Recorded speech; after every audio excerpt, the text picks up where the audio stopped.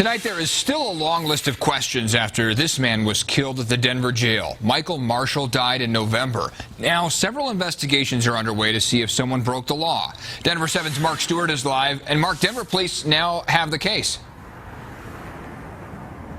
Eric, indeed, this case is now in the hands of the police department, and depending on what detectives find, the district attorney's office may or may not file charges. Yet this investigation comes at a time when the sheriff's department is basically trying to reboot itself after a checkered past. We need justice in this. I'm just asking for justice. The family of Michael Marshall is demanding answers. The 50-year-old died at the Denver jail last November. Initially arrested for trespassing, Marshall was involved in a disturbance while in custody. According to this autopsy, he was restrained, couldn't breathe, and died. All I can imagine is my uncle suffering his last moments on this earth.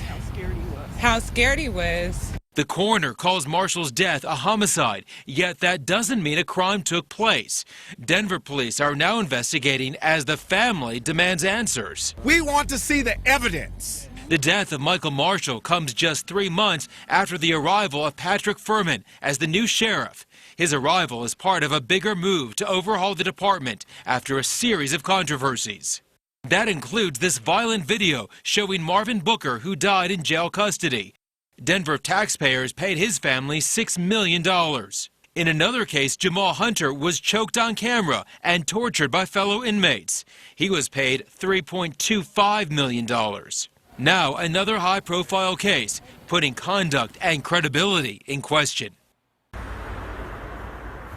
There is videotape of this most recent incident. We have not seen it. We are told, though, it eventually will be released once things move forward. As far as the new sheriff, he is withholding judgment as to what happened, saying he wants to see the evidence, but does call this case unfortunate, I should say. We are live in Denver tonight. Marc Stewart, Denver 7.